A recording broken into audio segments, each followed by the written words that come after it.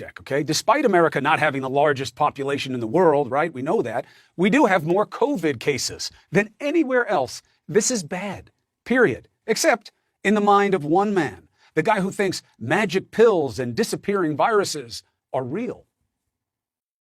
When we have a lot of cases, I don't look at that as a bad thing. I look at that as, in a certain respect, as being a good thing because it means our testing is much better. So if we were testing 1 million people instead of 14 million people, we would have far fewer cases, right? So I view it as a badge of honor. Really, it's a badge of honor. First of all, for a badge of honor, he would have wanted to test sooner. But let's take his number. The president says we've done 14 million tests. The COVID tracking project puts it at about 12 million. But let's give it to Trump. Assume 14. Still, the math that matters here is how many tests you do per capita, per person. Why? Because if you don't do it per population, you're not going to know how much penetration you're getting into that society. It's not about the raw number of tests. So the real metric is that we've done about one test for every 28, we've done 28 tests for every 1,000 of us. 28 tests per 1,000 people, okay? So if that's the metric, an aggregation of data from last week shows that more than 30 countries rank higher than we do in per capita testing. That's apples to apples. Now, a few takeaways on why. We suck on this all-important metric because we started late after the virus started to spread in communities. Remember, Trump did not make testing a priority. He was too busy calling COVID a hoax, blaming it on Democrats, and telling us all it would go away after a dozen cases.